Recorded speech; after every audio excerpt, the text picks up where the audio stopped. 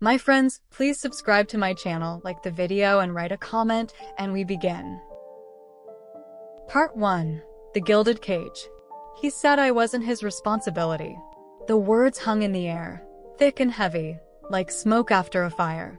They still cling to the corners of my mind, a relentless echo in the hollow chambers of what used to be us. Liam. Just the name feels like a phantom limb, a painful reminder of something lost, something I thought I knew. For a year and a half, he was everything. My sun, my moon, my damn North Star. It sounds pathetic now, I know. From the outside, we were a masterpiece of aspirational living, the kind of couple that made other couples envious. We were regulars on the social circuit, gliding effortlessly through art openings and charity galas. We knew the right people, dropped the right names, laughed at the right jokes, always with a perfectly calibrated balance of charm and self-deprecation. Our apartment, a sprawling loft in Tribeca, was a testament to this carefully curated existence. Walls painted in muted grays, adorned with abstract art that probably meant more than I understood, but looked stunning in photos. A kitchen designed for gourmet meals that we rarely cooked, instead opting for reservations at the latest hot spot.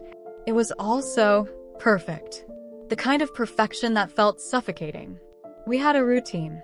Coffee at the same trendy cafe every Saturday morning. Sunday brunch with his parents, where I would expertly navigate their subtle barbs and thinly veiled judgments. Evenings spent networking, which usually meant schmoozing with his colleagues at some overpriced cocktail bar. I played my part flawlessly. The supportive girlfriend, the witty conversationalist, the effortlessly chic companion. But behind the perfectly posed Instagram shots, behind the dazzling smiles plastered across our faces, there was this emptiness, this cavernous void that grew wider with each passing day. I poured every ounce of my energy into that relationship, painstakingly building my world around his ambitions, his preferences, his needs. I convinced myself that our lives were intrinsically linked, that his success was my success, his happiness my happiness. I thought I was his responsibility, not in a burdensome way, but in the beautiful, intertwined way that lovers should be. Then came the night of the Metropolitan Museum Gala. The theme was avant-garde. I wore a stunning, albeit ridiculously uncomfortable, crimson gown that Liam had insisted I get. He even picked it out himself. It should have been the highlight of my year. I should have been radiating joy. But that night, something shifted. Liam was different, distant. His eyes seemed to glaze over whenever I spoke, as if he was listening to a radio station I couldn't tune into. He barely touched me, barely acknowledged my presence. I brushed it off as stress, maybe work-related tension. But as the night wore on, the coldness radiating from him became impossible to ignore. We argued, a hushed and tense whisper fight in the hallway outside the ballroom. He accused me of being too needy, of not understanding his priorities. I felt a wave of nausea wash over me. 2 days later, he called me into the living room. He didn't meet my eyes. He simply stated, in a voice devoid of emotion, "This isn't working." And then, the words that would haunt me for months to come, the words that shattered my carefully constructed reality. "I'm not responsible for you, Sarah." The breakup was brutal, abrupt, and utterly devastating. He packed his things within hours. He left a note on the kitchen counter, a sterile and impersonal goodbye that read like a business memo. The silence that followed his departure was deafening.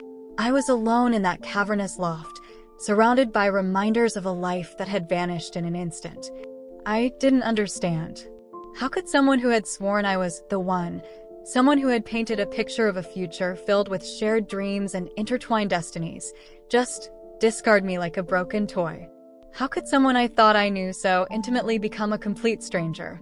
I was lost, adrift in a sea of confusion and despair, with no land in sight. And, most terrifying of all, I had no idea who I was without him. Part 2, The Driftwood. The world, once vibrant and full of promise, transformed into a monochrome painting after Liam left. I felt like driftwood, tossed and turned by the capricious, unforgiving waves of emotion. One moment I'd be drowning in a sea of crushing sadness, the next swept up by a current of incandescent rage. The simplest tasks became monumental efforts. The mundane details of life, brushing my teeth, making coffee, choosing an outfit, were suddenly insurmountable obstacles. The apartment, once a symbol of our shared success, felt like a gilded cage, each perfectly placed object a cruel reminder of what I'd lost. My friends, bless their loyal hearts, rallied around me in those initial days, weeks even. They arrived at my doorstep armed with casseroles, bottles of wine, and an arsenal of well-intentioned platitudes. "He wasn't worth it, Sarah," they'd declare, their voices filled with a mix of concern and exasperation, as they clutched my hand and offered me tissues. "You're so much better off. You'll find someone who appreciates you." Their words, though spoken with genuine care, felt like hollow echoes in the vast emptiness within me. They didn't take root in the barren landscape of my grief. They couldn't soothe the raw, pulsating ache that throbbed in my chest, a constant reminder of the wound he had inflicted. I'd spend hours, days even, huddled on the sofa, staring blankly at my reflection in the darkened television screen. My gaze, usually sharp and inquisitive, became vacant and lost. I'd pick apart every detail of our relationship, searching for clues, for a single thread I could pull to unravel the mystery of why he'd left. What had I done wrong? Where had I failed? Was I not beautiful enough? Not interesting enough? Not smart enough?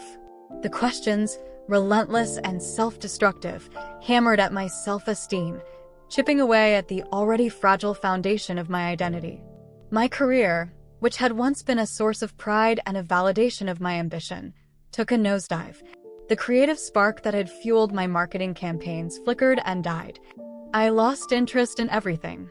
The vibrant colors of the world seemed to have faded, replaced by a dull, lifeless gray. The meetings I used to thrive in now felt like tedious obligations. The brainstorming sessions that once excited me now induced a wave of nausea. The competitive drive that had always propelled me forward evaporated. I couldn't focus, couldn't concentrate. My work became sloppy, my deadlines missed. The promotions and awards that had once been within reach now seemed a distant memory.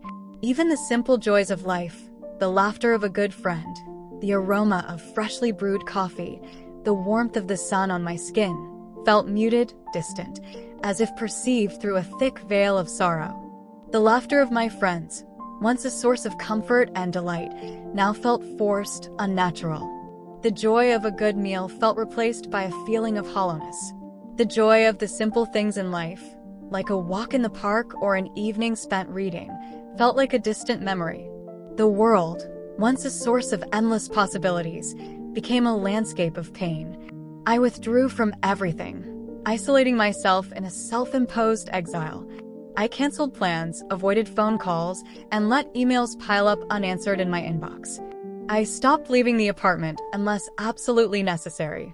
The outside world felt too bright, too loud, too full of reminders of a life that was no more.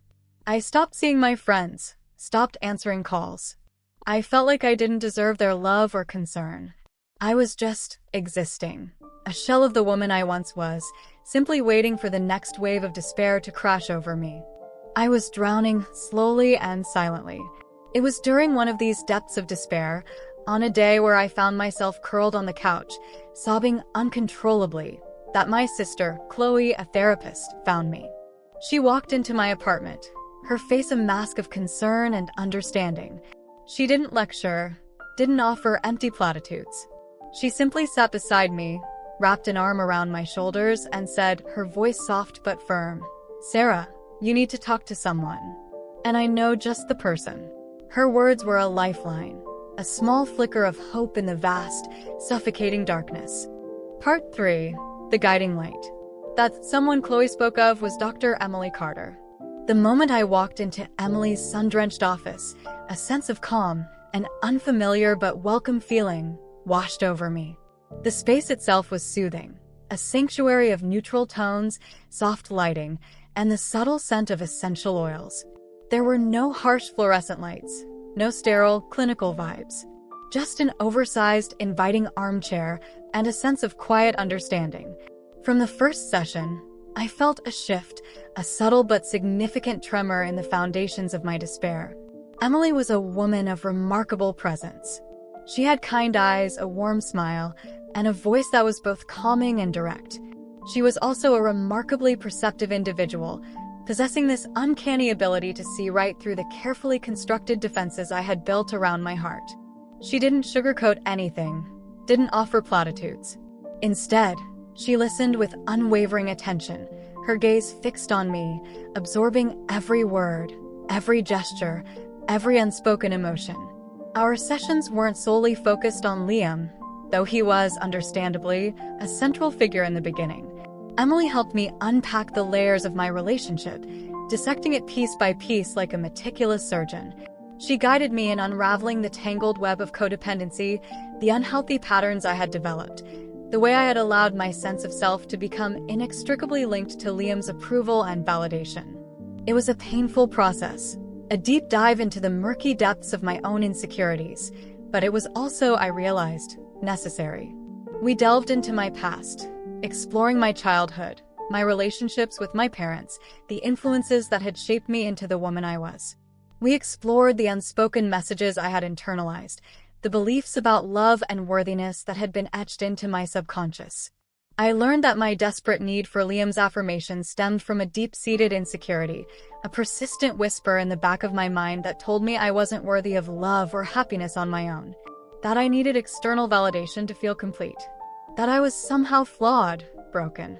The origins of my patterns, it turned out, went way back into childhood.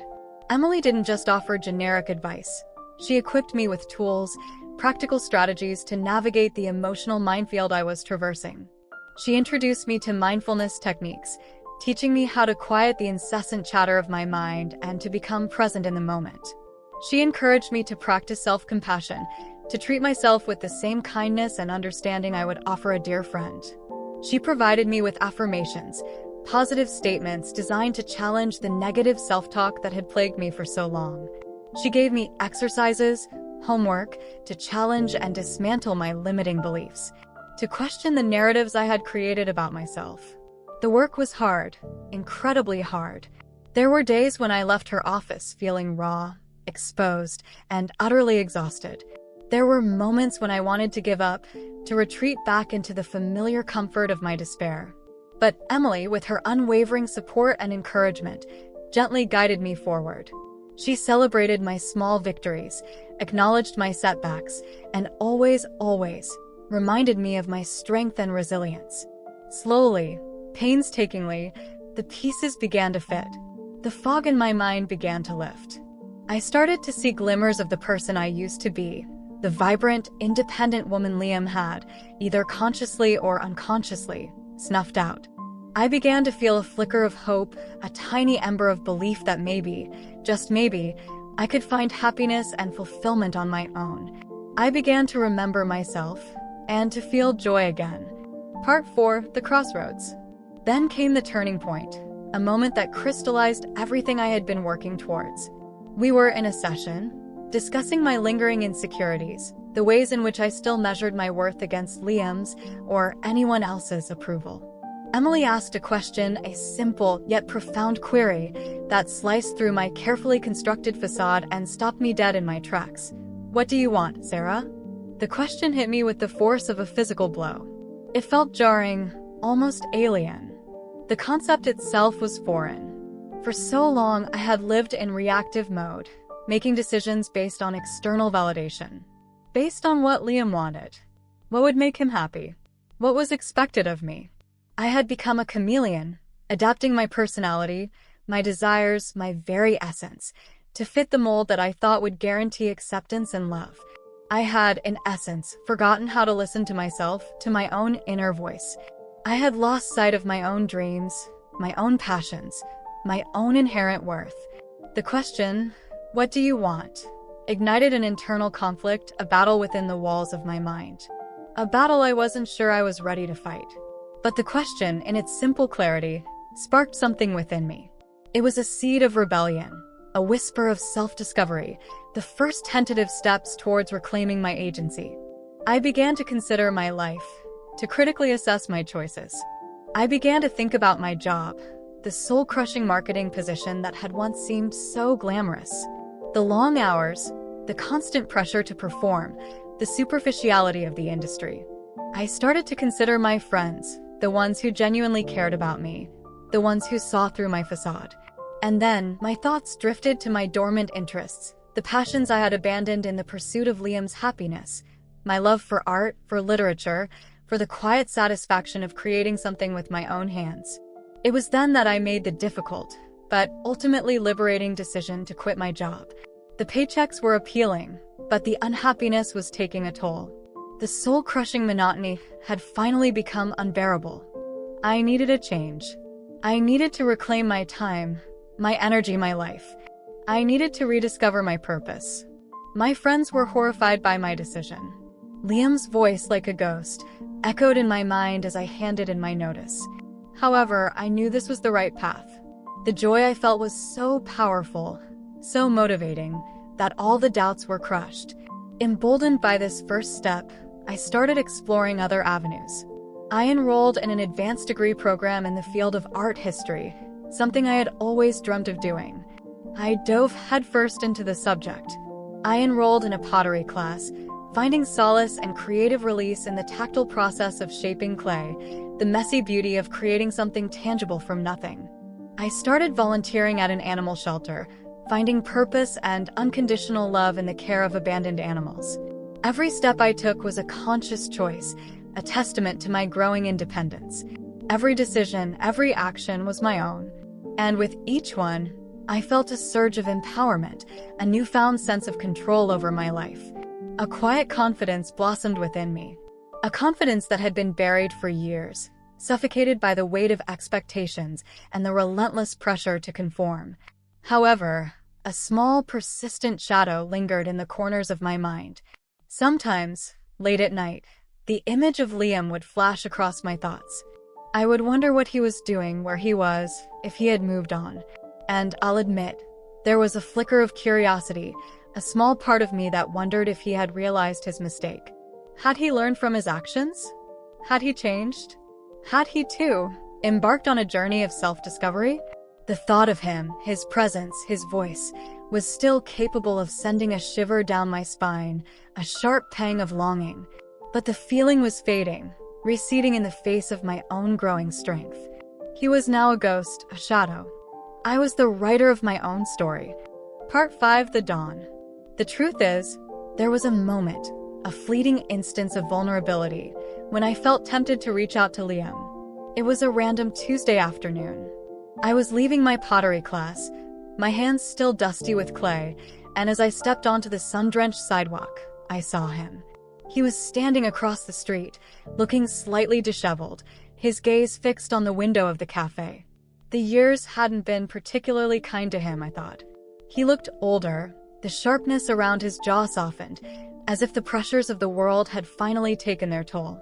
He was in the middle of a conversation, and I could see that the words didn't flow as easily as they used to. As I approached, I saw the faint lines of recognition flicker across his face. He seemed to be searching for words to say, his mouth opening and closing as if he were trying to grasp at something just beyond his reach. The air around us crackled with unspoken questions, with the weight of the past that he had left behind. However, before he could formulate a sentence, before I could even utter his name, another figure emerged from the cafe. A woman tall and elegant, with a cascade of auburn hair and a smile that lit up her entire face. She draped her arm around his, her touch filled with a familiar warmth. He turned to her, his face softening, and introduced her. His fiancée. The world seemed to tilt on its axis for a brief, agonizing moment. A wave of conflicting emotions, surprise, disappointment, a strange sense of relief, washed over me. It was as though a tightly wound spring inside me had suddenly snapped. The what-ifs, the could-have-beens, the remnants of the past, dissipated in a breath. I looked at the couple and saw the look of love in her eyes. It was the look of someone safe, cared for. As I watched her, I felt a sense of peace that transcended the pain. Before his name could even cross my lips, before the cascade of memories and questions could overwhelm me, I turned and walked away. I walked towards a life of my own choosing, a life that had been built on my own terms. A life where I was not defined by anyone else's expectations. A life that was my own responsibility. In that moment, the past began to fade. The years of therapy, the countless hours spent processing my emotions, the self-discovery, the growth, had all led me to this point. Through counseling, I had not only survived the trauma of the breakup, but I had also discovered a happier, more fulfilling path for myself. I had learned that true happiness wasn't about external validation, about finding a partner to complete me. It was about the internal work. It was about the choices I made and taking ownership of my decisions. It was about cultivating self-love, self-respect, and self-worth. It was about embracing my imperfections and celebrating my strengths. It was not Liam's choice to love me, to support me, or to be there for me. He taught me that, in the most brutal of ways.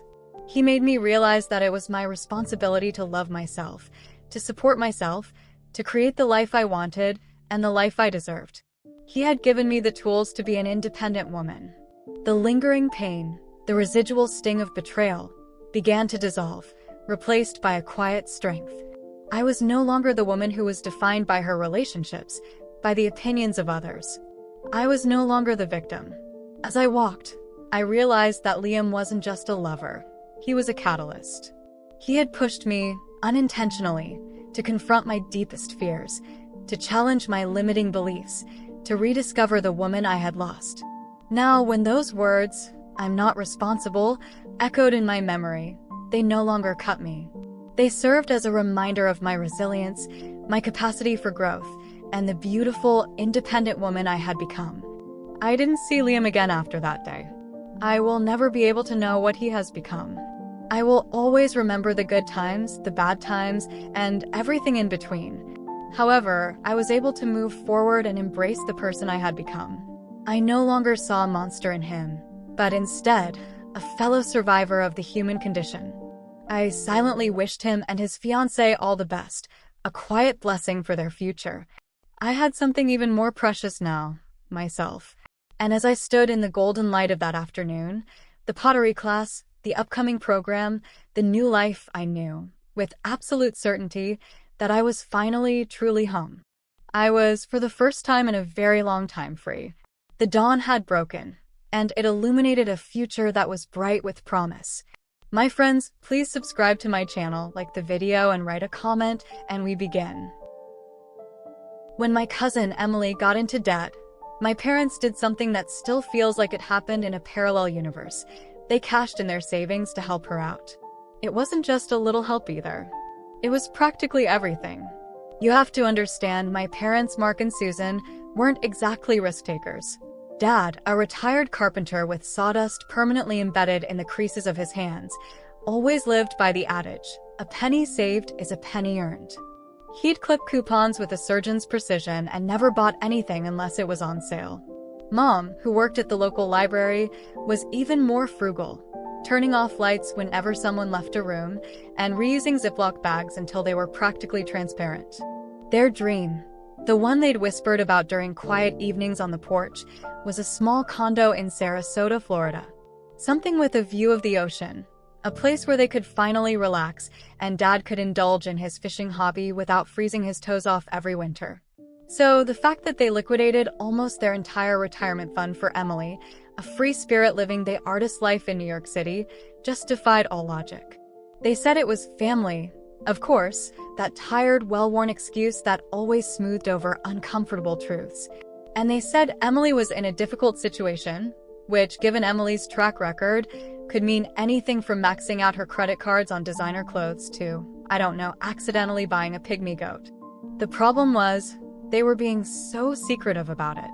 Usually, my parents were an open book, ready to share every detail of their lives, whether you wanted to hear it or not. But this felt different. This was a locked box, guarded by hushed tones and averted gazes. All I knew was that Emily, who was supposedly thriving with some sort of freelance graphic design job, suddenly needed an obscene amount of money, enough to make my dad's face turn ashen and Mom's eyes well up with unshed tears. And my parents, who'd always grilled me over a $5 latte, handed it over without a single protest. No questions asked, not even a stern lecture. They normally wouldn't approve of Emily's lifestyle choices and career path, but here they were throwing away their plans. They acted like Emily had leverage on them somehow. It made me wonder what Emily had actually done. Did she get caught up in something illegal? Did she fall in with the wrong crowd?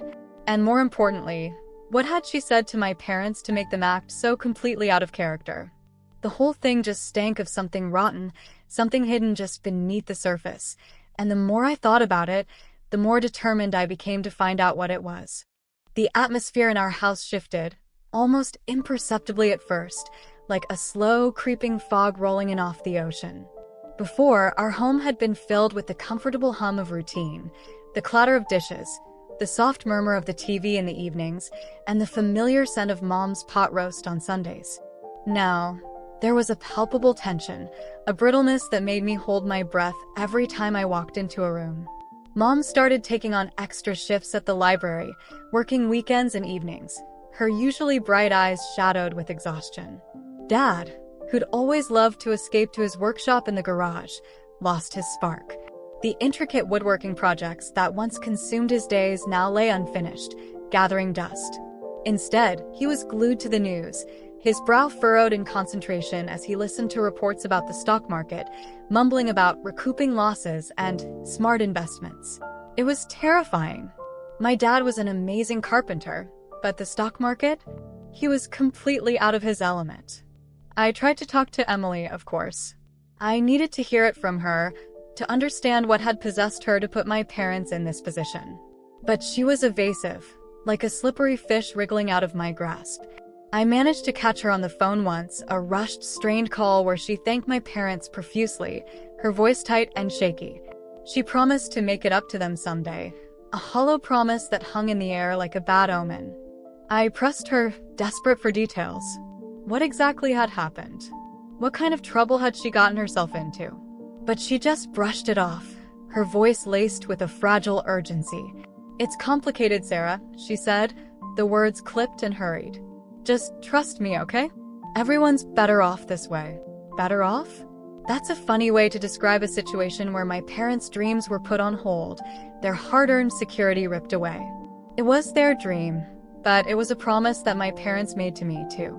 That their retirement would also mean I could visit them in Florida without worrying how to make the trip possible. This secrecy, this vague explanation, only fueled my suspicions, turning them into a roaring fire in my gut. It was the not knowing that was driving me crazy. Was she involved in something dangerous? Did she owe money to the wrong people? Was she being blackmailed? And the worst part was, my parents seemed to be deliberately avoiding the topic. Any mention of Emily's name was met with a forced smile and a quick change of subject. It was like they were trying to protect me from something. But what? The truth? I felt like I was walking on eggshells in my own home, surrounded by secrets and half-truths. The closer I got to understanding the situation, the more I sensed that it was bigger than a single debt, bigger than Emily herself. It was a puzzle, and I was determined to solve it, even if it meant uncovering a truth that no one wanted me to find. A few months slipped by, marked by a steady diet of strained silences and nervous glances. My parents seemed to be adjusting, or at least pretending to. The extra shifts at the library continued, Mom's smile becoming a little more practiced, a little less genuine. Dad's face still wore the shadow of worry, but he'd picked up a new hobby, meticulously organizing the shed, as if order could somehow banish the chaos that had invaded our lives. The condo in Florida, the ocean views, the fishing trips, those dreams were conspicuously absent from our conversations. They were ghosts now, haunting the corners of the living room. Then, a package arrived. It was a small, unassuming box, delivered by the postal service. No return address. Just a faded New York postmark, a detail that immediately sent a jolt of adrenaline through me. My heart pounded against my ribs as I carefully tore open the brown paper. Inside, nestled in a bed of tissue paper, was a small, exquisitely crafted wooden box. It was beautiful. The wood was a rich, dark mahogany, polished to a mirror sheen. Delicate silver filigree, intricately carved, adorned the edges, forming swirling patterns that seemed to shift in the light. The craftsmanship was impeccable, the kind you'd expect to see in a museum. not a box that probably held a cheap trinket. But what truly captivated me was the single word engraved on the top, etched in elegant, antique script, Aegis. I had no idea what it meant. The word felt both intriguing and ominous, like a riddle waiting to be solved. I showed the box to my parents, hoping for some explanation, some insight. But their reaction was underwhelmed, to say the least. Mom glanced at it, her eyes flitting over the intricate details, before dismissing it with a shrug. "Probably a thank you from Emily," she said, her voice a little too casual, a little too dismissive. "Just put it away, honey." Dad barely glanced up from his newspaper. It was the same response they had every time I brought up the debt. But I couldn't just put it away. The box, the word Aegis, and the entire inexplicable situation with Emily, they all felt connected. The box felt heavy, not just in terms of its physical weight, but emotionally too. It was as if it held the key to unlocking the truth my family was so desperately trying to hide. I felt a pull, a compulsion to understand what it meant, to find out what was inside. It was a feeling I couldn't ignore. Over the next few weeks, I became obsessed with the box and the word Aegis. I delved into online searches, hoping to find some clue, some connection. My research led me to ancient Greek mythology, where Aegis was a shield or protective armor, a symbol of defense and power. It felt incredibly significant, somehow tied to Emily's debt and my parents' sacrifice. It was a protective shield, but who was it protecting? And from what? I even took a risk, deciding I needed more information. I tracked down some of Emily's old college roommates, hoping they might have some insight into her life, her secrets, her sudden need for money. After a few dead ends, I finally found Chloe, a quirky, free-spirited art student who'd shared an apartment with Emily for 2 years. Chloe remembered Emily vividly, her eyes widening with recognition when I mentioned her. "Oh, Emily," she said, a hint of a smile playing on her lips. She was intense. Chloe told me that Emily had always been fascinated by old things, antique shops, and obscure historical artifacts. She had a particular passion for anything that had a hidden history, any lost relic or forgotten treasure. She was always looking for some hidden treasure, some lost piece of history, Chloe explained. She thought she was destined for something big. She believed she was meant to uncover some secret. And that's when it clicked. Emily wasn't just in debt. She was in over her head. She wasn't in trouble for something small. No, something much bigger, much more complicated was going on. And the Aegis, the shield, the protection, it suddenly made perfect sense. Over the next few weeks, I became even more consumed by the mystery surrounding Emily and the enigmatic Aegis box. Chloe's words echoed in my mind. She thought she was destined for something big. She believed she was meant to uncover some secret. The picture was becoming clearer, but the clarity only intensified my anxiety. Emily wasn't just a struggling artist with a penchant for bad financial decisions.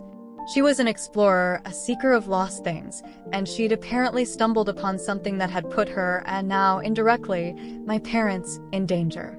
The weight of that realization was crushing. I spent hours poring over Emily's social media, looking for clues, anything that might hint at what she was involved in. Her Instagram, usually a vibrant collage of art exhibits and trendy cafes, had become strangely generic, filled with bland stock photos and recycled posts. Her Facebook was even worse, a desert of generic greetings and meaningless shares. It was as if she'd scrubbed her online presence, erasing any trace of her real life, her true interests. This alone was a clear indication that she was in hiding, that she was actively trying to conceal something. I revisited my research on Aegis, delving deeper into the mythological connections. I learned that the Aegis wasn't just a shield. It was often associated with Zeus and Athena, symbols of power and protection. It wasn't just physical protection, but also spiritual and intellectual defense. It dawned on me that Emily wasn't just seeking a hidden artifact. She was guarding a secret so powerful that it required a shield. Driven by a desperate need to know more, I expanded my search beyond Emily's college friends. I started digging into her freelance design work, trying to find out what kinds of projects she'd been working on. I managed to track down a few of her previous clients, but they were all evasive, offering vague descriptions of mundane projects, brochures for local businesses, websites for obscure nonprofits. It felt like they were reading from a script, carefully avoiding any mention of anything remotely sensitive or unusual. One name, however, kept cropping up in Emily's online records: a mysterious art collector named Mr. Silas Blackwood. He seemed to be Emily's biggest client, paying exorbitant sums for her services. He had no web presence and no apparent business online. Blackwood was a ghost. The deeper I dug, the more convinced I became that he was somehow connected to Emily's situation. I was increasingly convinced that Emily had uncovered something significant and dangerous. The debt wasn't just about money. It was about silence. It was about protecting a secret. And whatever that secret was, it was powerful enough to force my parents to sacrifice their dreams, to push Emily into hiding, and to turn my life upside down. I knew I couldn't stand by and watch anymore. I needed to confront the truth, no matter how terrifying it might be. I didn't know exactly what my next move would be, but whatever it was, I knew I needed to take it. This was bigger than Emily, bigger than my parents. This was something that threatened the very fabric of my family, and I was the only one who could stop it. Finally, the mounting pressure, the constant gnawing unease, the suffocating silence, it all became unbearable. I couldn't sleep, couldn't eat, could barely function. The Aegis box, sitting on my nightstand, felt like a burning coal, a constant reminder of the mystery and the danger lurking beneath the surface. I had to know. I had to understand. I had to find Emily and get answers, no matter the cost. Driven by a surge of adrenaline and a desperate need to reclaim control, I made a decision. I booked a one-way flight to New York. No goodbyes, no elaborate plans. Just a gut feeling, a belief that I had to follow this path, no matter where it led. I arrived in the city the next morning. The bustling streets and towering skyscrapers, a stark contrast to the quiet suburban life I'd left behind. The address I'd found, scrawled on a small piece of paper tucked inside the Aegis box, led me to a narrow, cobblestone street in Greenwich Village, a historic enclave of bohemian charm.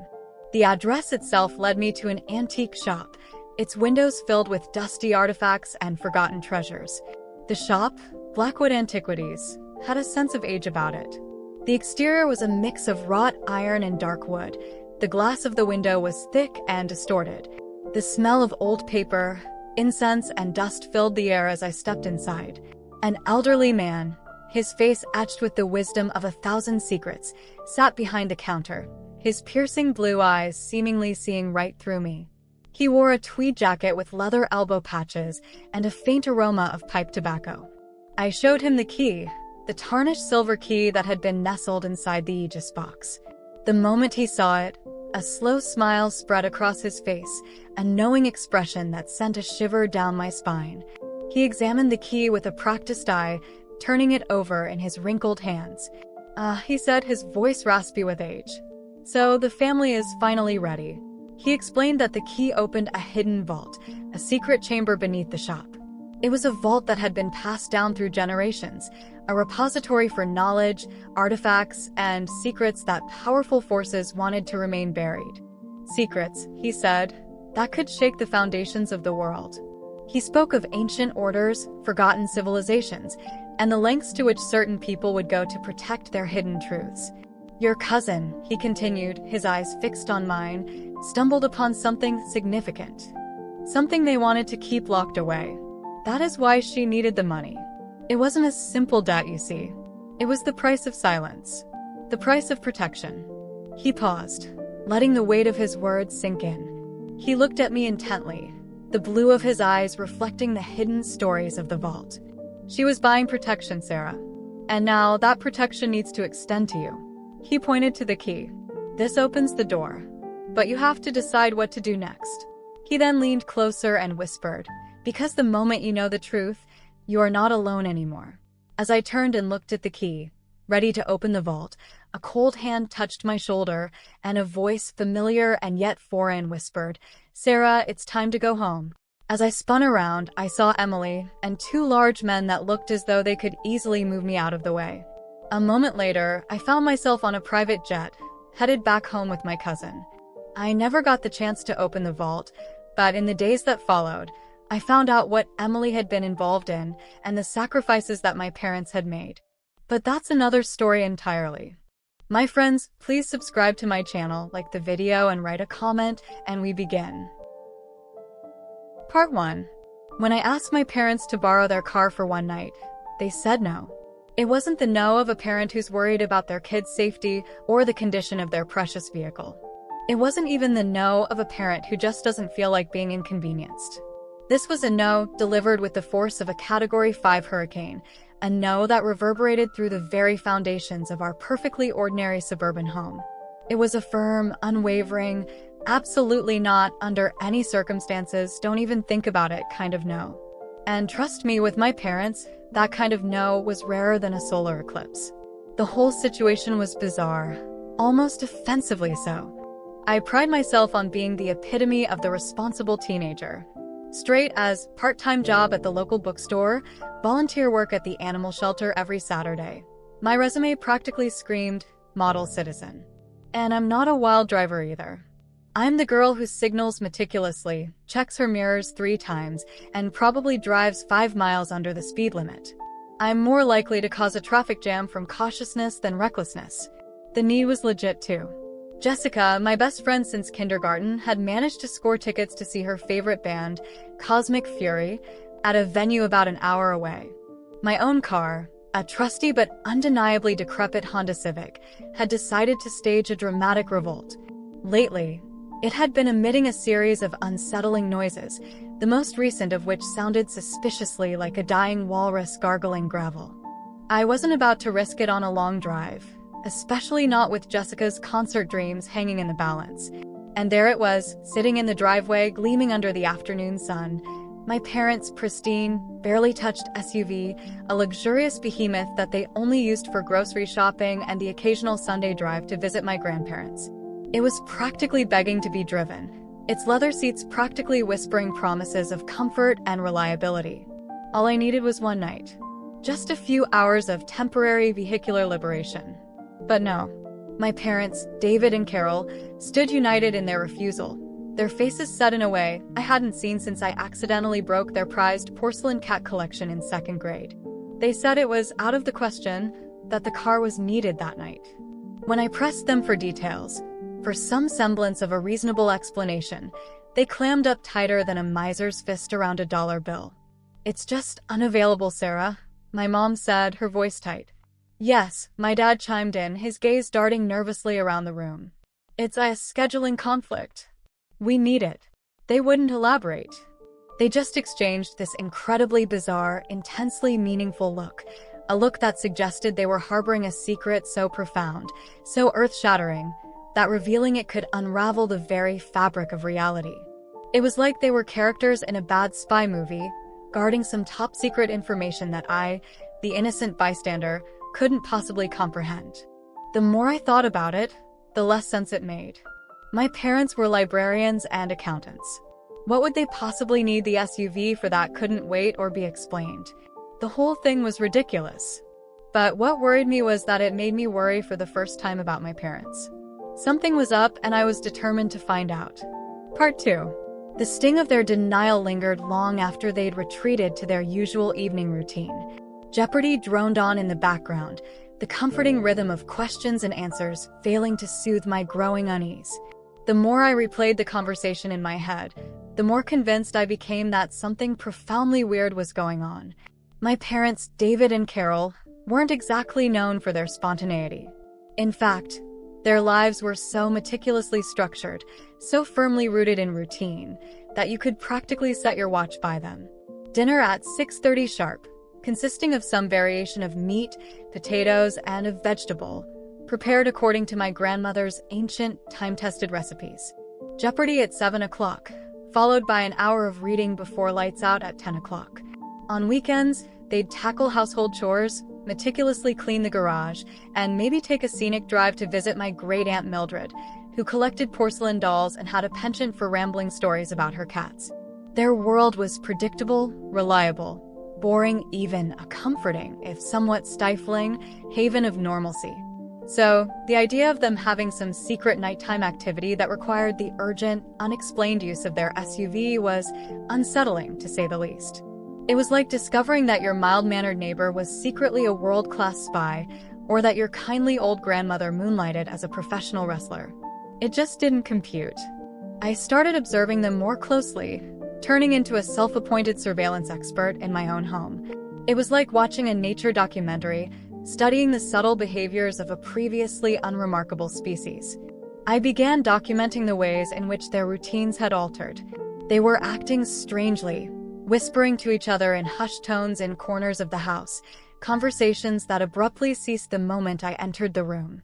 They'd jump when I spoke to them, their eyes widening with a startled expression that seemed entirely out of proportion to the situation. And then there were the phone calls.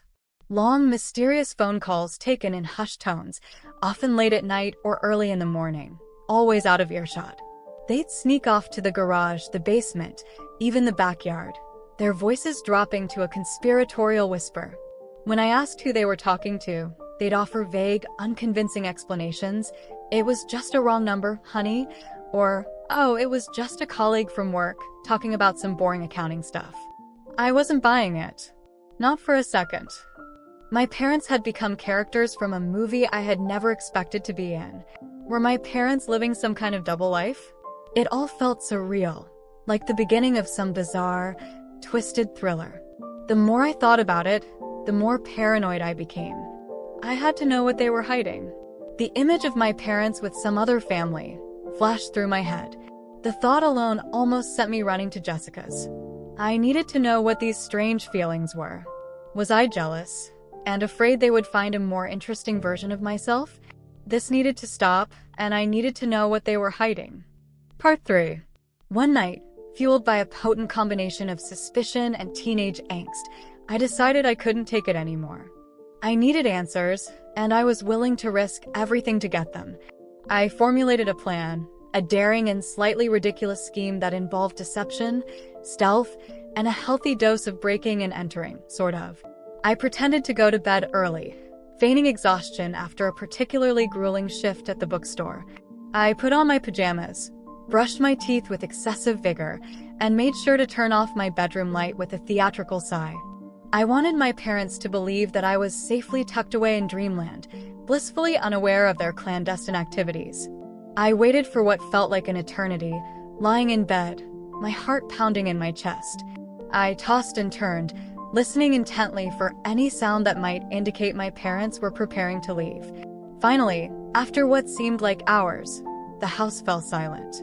The rhythmic ticking of the grandfather clock in the hallway, which usually lulled me to sleep, now seemed to amplify my anxiety, counting down the seconds until my daring escapade began. I crept out of bed, careful to avoid the squeaky floorboards that always betrayed my movements. I tiptoed down the stairs, holding my breath with each step. The house was eerily still, the only source of illumination the faint moonlight filtering through the windows. I felt like a character in a heist movie, navigating a laser grid with my life on the line. I peeked into the living room. Empty. The television was off, the room shrouded in darkness. I checked the kitchen. Spotless as always. My mother was a fanatic about cleanliness, and even in the middle of the night, the kitchen gleamed with an almost sterile perfection. Then, I noticed something that sent a jolt of adrenaline through my veins. The back door was slightly ajar, a barely perceptible crack that let in a sliver of cold night air. My heart leaped into my throat. It was happening.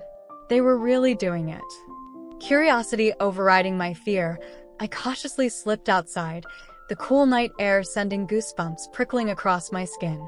The backyard was enveloped in darkness, the only sound the chirping of crickets and the distant hum of traffic. I held my breath, scanning the landscape for any sign of my parents. Then I saw it, my parents' SUV, the object of my original desire and the source of all this madness, backing slowly out of the garage, its headlights cutting through the darkness like accusing fingers. I ducked behind a large, overgrown rose bush, my heart pounding so loudly I was sure my parents could hear it. I watched, transfixed, as they drove away, the taillights disappearing down the street, their destination unknown. The moment they were out of sight, I made a decision. I couldn't let them go. I had to follow them. I had to know where they were going and what they were planning. There was no turning back now. Realizing I had to act fast, I sprinted to Jessica's house, which, thankfully, was only a few blocks away. I banged on her front door, waking her up in a frenzy. After explaining the situation in a series of breathless, rambling sentences, she reluctantly agreed to lend me her car, a beat-up Toyota Corolla that smelled vaguely of stale pizza and teenage angst. Jessica owed me one anyway. She was skeptical. The story sounded like a TV show she would never watch, and yet, she had a sense that if she refused, something bad might happen. As I sped away into the night, the Corolla's engine sputtering and protesting, I knew I was embarking on a journey into the unknown, a journey that could change everything. Part 4. Borrowing Jessica's car, a dented Corolla with questionable brakes and a persistent smell of old gym socks, I set off in pursuit. The car rattled and groaned with every bump in the road, a symphony of mechanical misery that threatened to give away my position. I gripped the steering wheel tightly, trying to maintain a safe distance without losing sight of my parents' SUV. This was no easy task. The SUV, despite its size, moved with surprising agility, weaving through the traffic with a purposefulness that both intrigued and unnerved me. They drove for what felt like an eternity, leaving the familiar comfort of the suburbs behind and venturing into the unknown depths of the city's outer limits. The streetlights grew dimmer, the houses became fewer and farther between, and the atmosphere gradually transformed from quaint suburban normalcy to a gritty, unsettling unease. The feeling that I was going down the wrong path was gnawing at me, but the need to know what my parents were hiding overwhelmed everything. Finally, they turned onto a narrow, unpaved dirt road, the SUV bouncing roughly over the uneven terrain. The Corolla, designed for smooth suburban streets, protested with a series of violent shudders, threatening to shake itself apart. I winced with every jolt, praying that the suspension would hold up. The road was dark and desolate, bordered by overgrown weeds and gnarled trees that seemed to reach out like skeletal fingers. It felt like a road leading to nowhere, or worse, to some forgotten corner of the world where dark secrets were buried. The dirt road led to a deserted industrial park, a sprawling wasteland of abandoned factories and crumbling warehouses that loomed against the night sky like the ruins of a forgotten civilization. The only light came from the faint glow of the moon and the distant flicker of city lights on the horizon. The scene was desolate and ominous, straight out of a horror movie. Abandoned warehouses loomed in the darkness, their broken windows like vacant eyes staring out into the night. The air was thick with the smell of decay, dust, and something else, something indefinable, but distinctly unpleasant. The silence was broken only by the rustling of the wind and the occasional screech of a distant owl. A cold sweat broke out on my forehead. My parents parked their SUV in front of one of the largest and most dilapidated warehouses, its rusted metal walls scarred with graffiti and its roof partially collapsed. They got out of the car, their figures silhouetted against the faint moonlight. They were carrying something long and bulky. I squinted, trying to make out what it was. Shovels? I couldn't believe it. Shovels? What were my parents doing in a place like this, in the middle of the night, armed with shovels? The image of my parents digging a grave flashed into my head, sending a wave of nausea through me. This was beyond strange. This was terrifying. My parents were going to kill someone.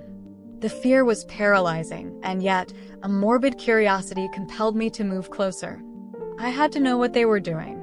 I had to know if my darkest fears were about to come true. It was time to confront the truth, no matter how horrific it might be. Grabbing the small flashlight from the Corolla's glove compartment, I cautiously approached the warehouse, ready to face whatever horrors awaited me inside. Part 5.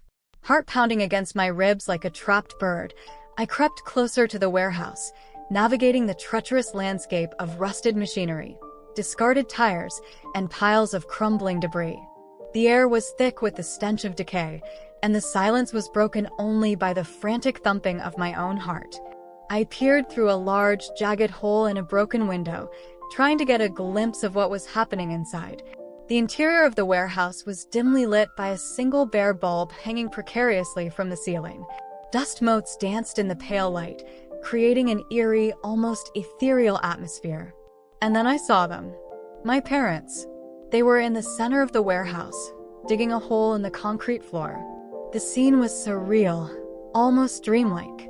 My mild-mannered, suburban parents, digging a grave in a deserted warehouse in the middle of the night.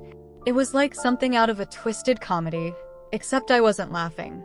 But the horror didn't end there. Beside them, wrapped in a large sheet of plastic, lay a body.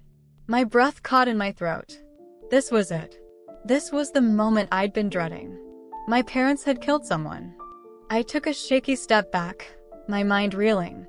I couldn't process what I was seeing. My parents, murderers? It was impossible. And yet, there they were, shoveling dirt with a grim determination. This was wrong. So wrong. Tears streamed down my face. I watched as my parents continued to dig the hole. When the hole was big enough, they lifted the body and slid it into the hole. I gasped and almost screamed when I saw that the body had a note taped to its forehead. Gathering all my courage, I stumbled through the broken windows. All eyes in the building shifted to me. I felt a sense of relief, like I'd been holding my breath for a very long time. My parents ran over to me. Their faces were filled with a mixture of shock and relief. "Happy birthday!" everyone screamed. In the center of the hole was a mannequin from our garage that had disappeared a few weeks ago. My parents never killed anyone, though I was briefly terrified that they would kill me. There was a small note taped to its forehead, "Happy birthday." The whole warehouse was full of my friends and family. It turned out that I'd turned 18 that day, and the reason my parents refused to lend me the SUV was to throw me off. They didn't lend me the SUV because it was full of decorations, and they needed to be the ones to arrive at this location first. The mysterious phone calls were the friends and family helping my parents set this surprise up. As if reading my mind, my dad quickly said, "I was terrified that we wouldn't be able to get this done on time because we couldn't get the decorations in the SUV. It was so touch and go. I told you to give me a hint to where we were going," I said to them as I wiped my eyes. They looked at each other and shrugged. It was nice to know that they had given me a gift greater than my parents. Some perspective. My friends, please subscribe to my channel, like the video, and write a comment, and we begin. Part 1. I invited everyone to a wonderful dinner for my birthday. It's my thing, you know? I'm not really a party person. The idea of a crowded bar or a noisy club fills me with a special kind of dread. But a carefully curated dinner party? That's my happy place. The soft glow of candlelight, the clinking of glasses, the murmur of thoughtful conversation. It's my ideal way to celebrate another year on this planet. I meticulously plan the menu weeks in advance, poring over cookbooks and food blogs for inspiration. I spend hours choosing the perfect wine pairings and crafting a playlist of background music that sets the right mood. And of course, the decorations are key. Seasonal flowers artfully arranged in vintage vases, crisp linen napkins, and handwritten place cards to make everyone feel special. It's my way of showing people that I care, that I appreciate their presence in my life. It's also just fun. I love the creativity of it all.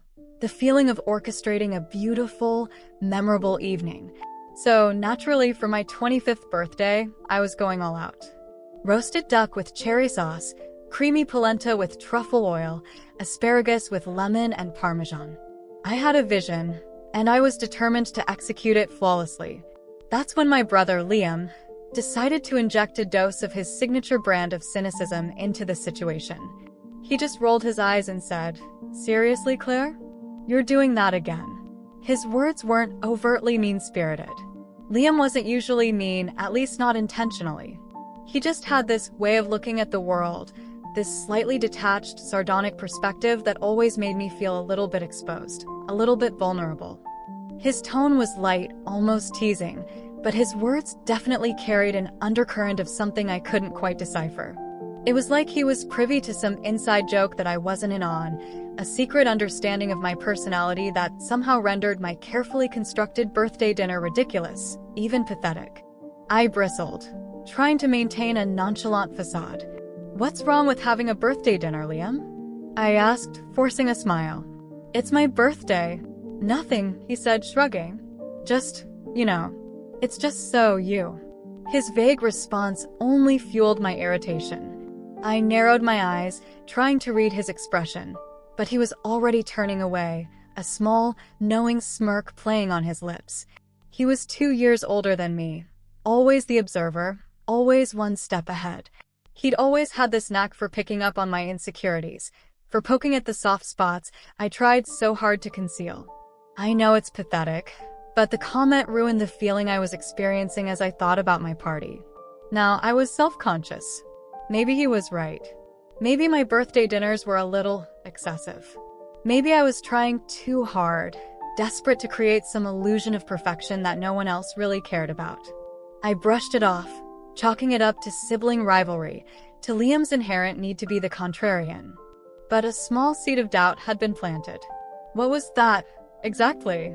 What was so inherently me about throwing a nice birthday dinner? And why did he find it so amusing? The questions swirled around in my head, threatening to derail my carefully laid plans. I knew, as I set about continuing with the planning for my party, it wouldn't be a very good birthday unless I shook these concerns. Part 2. As the days leading up to the dinner progressed, I found myself increasingly preoccupied with Liam's cryptic comment. It was like a tiny, persistent pebble in my shoe, an insignificant annoyance that gradually grew into a source of unbearable irritation. I couldn't shake the feeling that he knew something I didn't, that he was privy to some secret about me, about my personality, about my very being, that I was somehow blind to. He'd catch my eye across the room at random moments during dinner while we were watching TV, even when I was just walking through the hallway, and that knowing smirk would reappear, like a recurring character in a bad dream.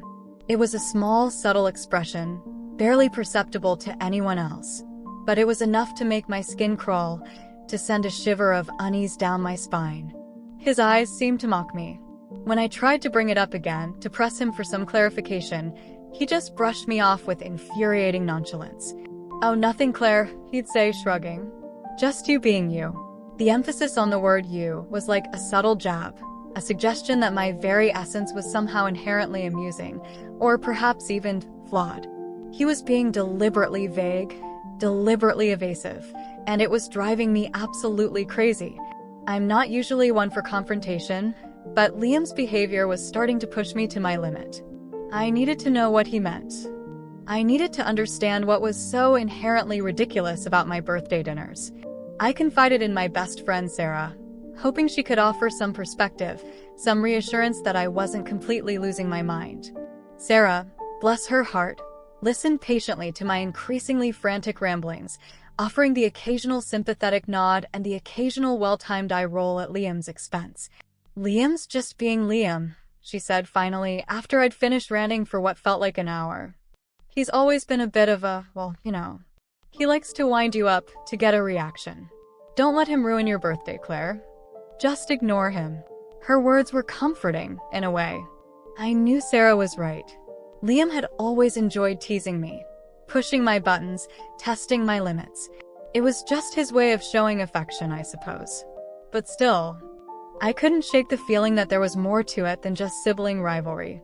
I couldn't shake the feeling that I was missing something important, like there was a secret joke that everyone was in on except me. Perhaps this was the curse of the younger sister. The question was, what was the punchline? And even if I could learn to ignore it, was there something in what he said that was true? Was there something inherent to my being that I was hiding? This was more than just my birthday. This was about my very soul. This was about my identity. I felt sick. I tried to go back to organizing my party, but my hands were trembling. Part 3. The day of the dinner arrived, looming over me like a dark cloud. The morning had been a flurry of activity, last-minute grocery shopping, a frantic trip to the florist for emergency flower replacements. The lilies I'd ordered had mysteriously wilted overnight, and a near disaster with the cherry sauce that almost ended in a kitchen fire. I was stressed, exhausted, and increasingly convinced that this whole birthday dinner idea was a terrible mistake. But I refused to give in. I told myself that I was being ridiculous, that Liam was just being a jerk, and that everything would be fine once the guests arrived and the wine started flowing. I forced myself to focus on the task at hand, throwing myself into the preparations with a manic energy. Cooking always calmed me down, at least a little. The methodical chopping of vegetables, the rhythmic stirring of sauces, the basting of the roasted chicken with fragrant herbs and spices. It was a form of meditation, a way to quiet the anxious voices in my head. The aroma of herbs and spices filled the house, a comforting scent that momentarily chased away my anxieties, but only for a few short moments. As the afternoon wore on, I could feel Liam's presence hovering around me like a persistent shadow. He wasn't actively helping or even engaging in conversation. He just seemed to be watching me. He'd lean against the kitchen counter, arms crossed, his eyes fixed on me with that same knowing, slightly mocking expression. I would catch him staring and give him a quizzical look, to which he just would shrug.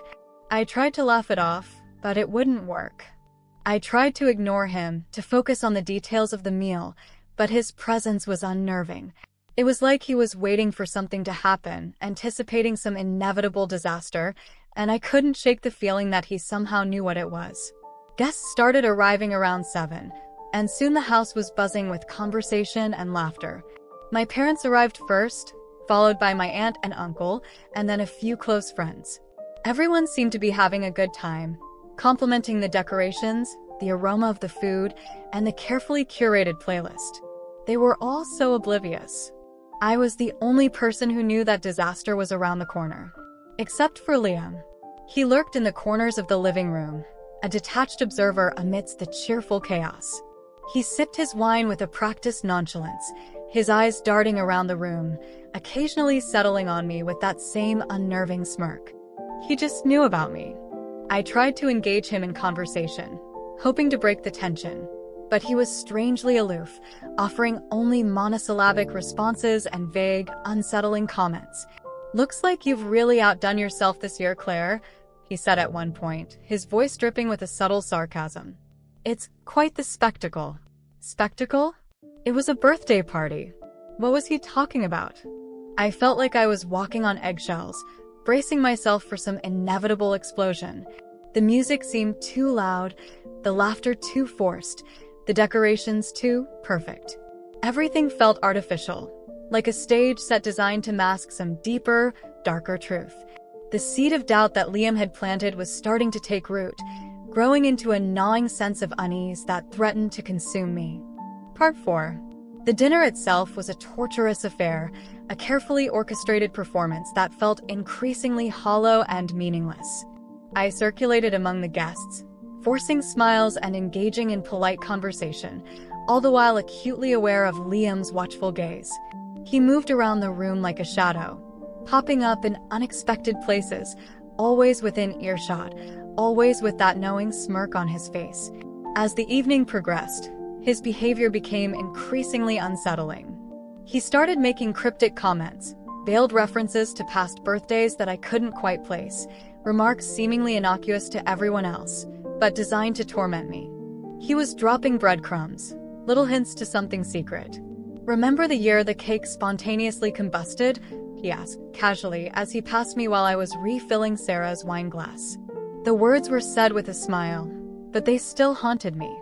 I frowned, trying to recall the incident. "What are you talking about, Liam?" I asked, my voice tight. He just shrugged, his eyes twinkling with amusement.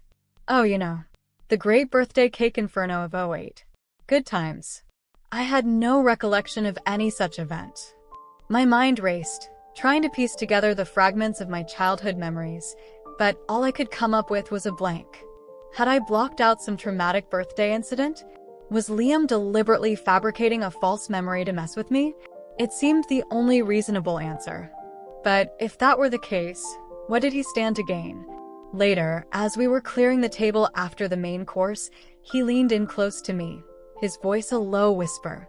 "And who could forget the time the dog ate Aunt Carol's dentures?" The comment was so bizarre, so completely out of left field, that I almost burst out laughing. But then I saw the glint in Liam's eyes, the subtle challenge in his expression, and the amusement died in my throat. "Liam, stop it," I said, my voice barely audible. "You're being weird." He just smiled, a slow, knowing smile that sent a chill down my spine.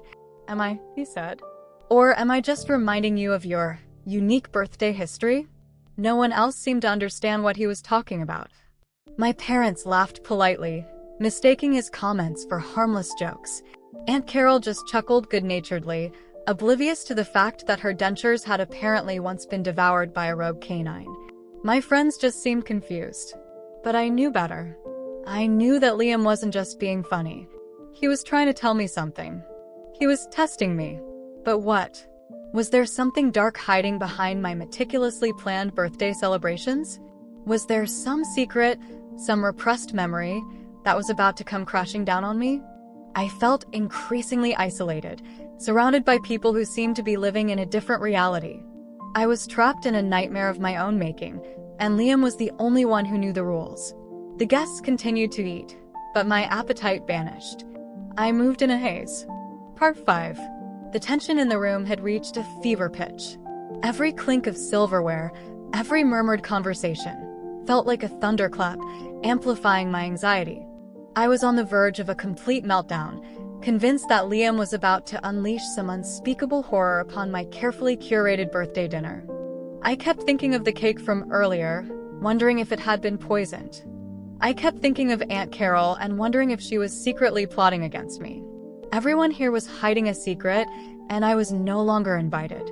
Finally, as everyone was digging into the rich, decadent chocolate cake, which I could barely bring myself to touch, Liam stood up, his eyes gleaming with a mischievous, almost manic glint. He cleared his throat, silencing the murmur of conversation. "Okay, everyone," he announced, his voice booming with theatrical flair, "it's time for Claire's birthday tradition." A collective murmur of confusion rippled through the room. My parents exchanged bewildered glances. Aunt Carol choked on her wine. Sarah, bless her heart, just looked at me with a mixture of pity and concern. "Claire's tradition?" my mother asked, her brow furrowed. "What tradition?" "Oh, you know," Liam said, waving his hand dismissively. "Every year, Claire picks one unsuspecting guest to receive a special gift." He paused, letting the suspense build to an almost unbearable level. I wanted to crawl under the table and disappear. What was he planning? What was he about to reveal? "A special gift?" Aunt Carol repeated, her voice trembling slightly. "What kind of gift?" I could feel the blood draining from my face. I suddenly remembered a birthday from years ago. It was the birthday where I told my friends that I was going to pick a guest to receive a wonderful gift at the end of the night. It was just a normal gift and nothing to be ashamed of. Then Liam began to tell everyone the story that the gift was a lock of my hair, my own nail clippings, and various hairs pulled from the drain of my shower, all sealed in a jar to protect them. He laughed maniacally and then pointed a finger at me. "I have proof." A look of horror spread across my friends' faces. I was mortified, but the fear didn't stop there. Would he be revealing more things? Would he tell my parents about my terrible grades? The jar of my DNA appeared in his hands and handed it to Sarah. Sarah started to laugh, a loud, unrestrained belly laugh that shook her entire body. Slowly, hesitantly, everyone else in the room followed suit. Even Aunt Carol started to giggle, her dentures clicking merrily in her mouth. It was then that I remembered everything. "It was your birthday tradition until you turned like 10, Claire," Liam said, still chuckling. "Don't worry, you gave up the weird DNA gifts and picked normal presents from the store from then on." A wave of relief washed over me, so intense that I almost collapsed. The fear, the anxiety, the paranoia, it all vanished in an instant, replaced by a surge of laughter and a profound sense of, well, embarrassment. The memory came flooding back to me, vivid and slightly horrifying. It was true. As a child, I had been obsessed with the idea of giving special gifts, tokens of my affection that were, in retrospect, deeply unsettling. The jar of my DNA was the culmination of this bizarre childhood phase, a relic of my preteen weirdness that Liam had gleefully resurrected for my 25th birthday. But the best part? The story had gotten increasingly exaggerated to what Sarah found funny, and I had almost forgotten it. He showed Sarah an empty jar with the label Claire's Special Edition on it. It was all one big joke. All these years I was worried. All these years I was scared. And all I had to do was be honest. My friends, please subscribe to my channel, like the video and write a comment, and we begin. Part 1. The envelope expanded. The late afternoon sun, filtered through the sheer curtains of my small apartment window, cast a soft, hazy glow across my kitchen counter. It illuminated the clutter of everyday life: a chipped mug, a scattering of crumbs, a stack of unpaid bills, and, most prominently, the thick, cream-colored envelope that had been sitting there, untouched, for the better part of a week. The envelope was elegant, almost regal, embossed with the delicate, flowing script of Eleanor's name in shimmering gold ink. It was an invitation, a formal announcement of her impending marriage, an invitation that had not been extended to me. A cold knot of dread had formed in the pit of my stomach the moment I recognized the handwriting. I had known deep down that this day would come. Eleanor, my younger sister, the darling of our family, the epitome of grace and poise, was finally getting married. And I, the black sheep, the outcast, the perpetual disappointment, was deemed unworthy of witnessing her marital bliss. The subtle weight of the envelope in my hand, the smooth texture of the expensive paper, had confirmed my deepest fear. I had suspected that Eleanor would choose to exclude me from her wedding, succumbing to the pressure of our parents, who had never quite forgiven me for my rebellious ways and my unconventional choices. But to see it in writing, to receive the formal notification of my exclusion, was a crushing blow. Eleanor, my younger sister, was marrying David, a man I hadn't seen in years. A man I used to care for. That was putting it mildly. David had been my first love, my college sweetheart, the man I had envisioned spending the rest of my life with. But our relationship had ended abruptly, acrimoniously, leaving a trail of broken hearts and lingering resentment. And now he was marrying my sister. The irony was almost unbearable. The envelope sat on my kitchen counter for days, a silent, accusatory presence, a constant reminder of my fractured family and my complicated past. I avoided it, pretending it wasn't there, hoping it would somehow magically disappear. But it remained, a symbol of my exclusion, a tangible manifestation of my deepest insecurities. The wedding itself, set to take place at the Blackwood Manor, was shaping up to be the event of the season. The Blackwood Manor, our family's ancestral home, a sprawling Gothic mansion that had been in our possession for generations, was a symbol of wealth, power, and privilege. It was the perfect backdrop for a lavish wedding, a celebration that would undoubtedly be meticulously planned and flawlessly executed. My family, always obsessed with appearances, always striving to maintain a facade of perfection, would be there in full force. My parents, Sarah and Thomas, would undoubtedly be beaming with pride, basking in the glow of their daughter's happiness and the prestige of the Blackwood name. My aunts, uncles, and cousins, all impeccably dressed and impeccably behaved, would be there to offer their congratulations and partake in the festivities. The morning of the wedding, I made a decision. I woke up early, my mind racing, my heart pounding with a mixture of anxiety and determination. I knew it was a foolish, perhaps even reckless act, a desperate attempt to reclaim some semblance of control over my own life. But I had to go. I had to see for myself. I knew I wouldn't be welcomed, that my presence would be met with disapproval and resentment. I knew that my parents would be furious, that Eleanor would be embarrassed, that the entire wedding would be disrupted by my uninvited appearance. But I couldn't stay away. I had to see Eleanor to make sure she was truly happy, to assess the situation for myself. I wasn't going to cause a scene, I reasoned. I wasn't going to disrupt the ceremony or make a spectacle of myself. I would simply observe, a silent witness, a ghost in the shadows. As I pulled into the long, winding driveway of the Blackwood Manor, my beat-up old car. Part 2, the gated entrance, expanded. The wrought iron gates of Blackwood Manor loomed before me, ornate and imposing, a clear message that read, "Keep out." They were far enough from the main house to allow for some privacy, but close enough to feel the presence of security. The autumn leaves swirled around the base, adding to the ethereal feeling of the day. It was like being on a movie set, except I wasn't supposed to be here. My pulse quickened as I brought my aging vehicle to a halt, the tires crunching on the gravel driveway. The scale of the estate was overwhelming. Sprawling lawns stretched to the horizon, the trees a symphony of crimson and gold. A picturesque image, yet it felt staged, sterile. The air itself crackled with a tension that ran deeper than simple pre-wedding jitters. Stepping out of the car, I took a deep breath, trying to steady my nerves. The air was crisp and clean, carrying the faint sounds of music and laughter, tantalizing hints of the celebration unfolding within the manor's walls. A part of me longed to simply turn around, to escape the inevitable confrontation and return to the sanctuary of my small apartment. But another part, a stubborn, defiant voice, refused to be silenced. I had come this far, and I wasn't about to back down now. I wasn't invited, that was true. I wasn't wanted, likely also the truth. But Blackwood Manor wasn't just a place for me. It was a part of me. So instead, I slammed the car door shut, the sound echoing in the otherwise silent atmosphere. As I rounded the bend in the driveway approaching the main entrance, I saw them. The guards. Two stern-faced men in black suits, their faces unreadable, their eyes scanning the grounds with practiced efficiency. They were stationed on either side of the gates, their presence a clear deterrent to any unwelcome guests.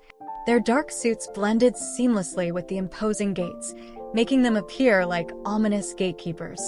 I knew I couldn't just drive up to the gate and politely request entry. That was a guaranteed recipe for humiliation and rejection. I needed a different approach, a stealthier tactic. I needed to find a way to infiltrate the Blackwood Manor without attracting any unwanted attention. I pulled the car over to the side of the road, pretending to consult a map, my eyes scanning the surrounding landscape. I had to find a weak point in the perimeter, an unguarded entrance, a loophole in the security. After a fruitless search of the immediate area, I spotted a potential opportunity. In the distance, beyond the sprawling lawns and the meticulously manicured gardens, I noticed a section of the perimeter that was bordered by a dense hedge, a tangled mass of overgrown foliage that appeared to be less carefully maintained. It was a long shot, but it was the best I had. I started the car again, driving slowly along the edge of the property, my eyes fixed on the distant hedge, my mind formulating a plan. I was searching for something, maybe a gap in the hedge or a gate. After a while, the gap I had been seeking appeared. It was a small, almost imperceptible opening in the thick foliage, obscured by a tangle of vines and overgrown branches. It was barely large enough for a person to squeeze through, but it was an entrance nonetheless. And it was unguarded. The leaves were already beginning to fall, creating an orange and red carpet. Everything was beautiful, yet I knew this would quickly lead to an unfortunate confrontation. I parked, hoping to quickly squeeze through the hedge. I switched off the ignition, took another deep breath, and ventured into the undergrowth, the thorns scratching at my skin. Part 3. The ballroom window expanded. Squeezing through the gap in the hedge was more challenging than I anticipated. Thorns snagged at my clothes, sharp branches scratched my skin, and a cloud of dust and insects swirled around me, making it difficult to see and breathe. The undergrowth was dense and tangled, a labyrinth of interwoven vines and decaying leaves. But the promise of uncovering the truth, of finally understanding what was happening within the walls of Blackwood Manor, fueled my determination. I pushed through the undergrowth, ignoring the discomfort, focusing on the faint sounds of music and laughter that grew louder with each step. The air felt different on this side of the hedge, cooler and damper, carrying the scent of damp earth and decaying vegetation. This felt like an entirely different world. Emerging from the hedge, I found myself in a smaller, more secluded garden, a secret sanctuary tucked away from the main festivities. This garden was very well maintained. A hidden path, lined with fragrant lavender bushes and meticulously pruned rose bushes, led towards a side door, a door I hoped would provide access to the ballroom. This door had to be it. As I cautiously crept toward the side door, my footsteps muffled by the soft earth, I overheard snippets of conversation, the voices familiar, yet laced with a tension that sent a jolt of unease through me. They felt too well put together to just be anyone. It felt staged. "We all agreed that you were not welcome at the wedding." My mother's voice, sharp and cutting, sliced through the air like a shard of glass. It was unmistakable, even softened by the distance. It cut to the bone.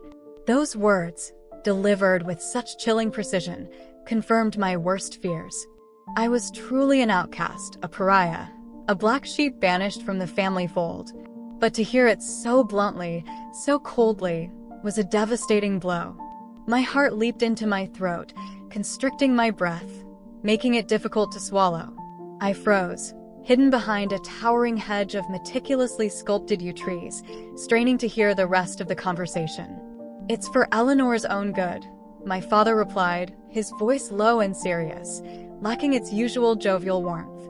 There was a hardness in his tone, a hint of something dark and unsettling. I leaned closer, my senses on high alert, desperate to understand what they were talking about. What had I done that made me such a pariah? What secret were they trying to protect? And why was Eleanor's own good dependent on my exclusion? The hushed tones of my parents were chilling. Something was definitely wrong. I had to figure out what. I had to hear more. Knowing I couldn't risk approaching the side door, I continued to move through the ground. Peeking through a crack in the side door, a very small hole I nearly missed, I saw them. My parents, engaged in a heated discussion, their faces etched with a mixture of anger and apprehension. My mother was doing more of the talking, while my father just nodded. The ballroom was in full swing, the music playing, the guests mingling, but the scene before me felt detached, surreal, as if I were watching a movie, not witnessing my own family drama unfold. The intensity of my parents' conversation piqued my curiosity. I couldn't make out every word, but I heard my name repeated several times. I had to know what they were talking about. Knowing I couldn't enter through the side door without being detected, I circled around the perimeter of the manor, carefully avoiding the main entrance and the vigilant eyes of the security guards. I continued my search, determined to find a way to penetrate the carefully constructed facade of the Blackwood wedding. Eventually, my persistence paid off. I spotted a small, ornate window, partially obscured by climbing roses, their thorns long and sharp, their petals faded and brittle. The window provided a distorted view into the ballroom. Part 4, The Silent Witness, expanded. The ornate window, framed by the thorny embrace of the climbing roses, offered a partial and distorted view of the ballroom. The thick glass, likely original to the manor, was wavy and imperfect, blurring the images within, creating a dreamlike, almost hallucinatory effect. It was like looking into a funhouse mirror, distorting reality, magnifying certain details while obscuring others. Despite the distortion, I could see the vibrant scene unfolding within. The ballroom was a spectacle of opulent excess, a testament to the Blackwood family's wealth and privilege. Crystal chandeliers sparkled overhead, casting a warm, golden glow on the exquisitely dressed guests. Tables laden with gourmet food and overflowing with champagne flutes lined the perimeter of the room. And in the center, on the polished dance floor, couples swayed to the rhythm of a live orchestra, their movements graceful and practiced. Inside, I could see Eleanor, radiant in her elaborate wedding gown, the white lace shimmering like spun moonlight, her hair perfectly coiffed, her makeup flawlessly applied. She was the picture of bridal perfection, the epitome of grace and beauty. But despite her outward appearance of happiness, I could sense a flicker of unease in her eyes, a subtle tremor in her smile. It was as if she were wearing a mask, concealing her true emotions beneath a carefully constructed facade. She was dancing with David, her new husband, a man I had once loved, a man I now regarded with a mixture of resentment and pity. He looked handsome in his tuxedo, his dark hair slicked back, his jaw set with determination. But there was a hollowness in his eyes, a darkness lurking beneath the surface of his charming smile.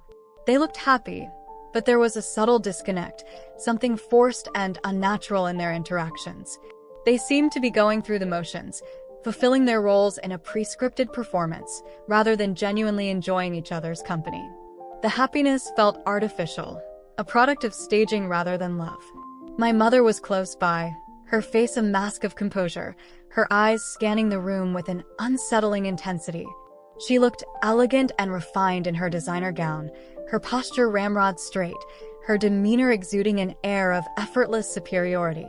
But I could detect a hint of anxiety in her eyes, a subtle tightening of her jaw, as if she were constantly on guard, anticipating some unseen threat. She's watching the crowd, surveying her handiwork, and wondering what will go wrong. As the music swelled, reaching a crescendo of romantic intensity, the guests raised their glasses in a toast, their voices blending together in a chorus of well wishes and congratulations.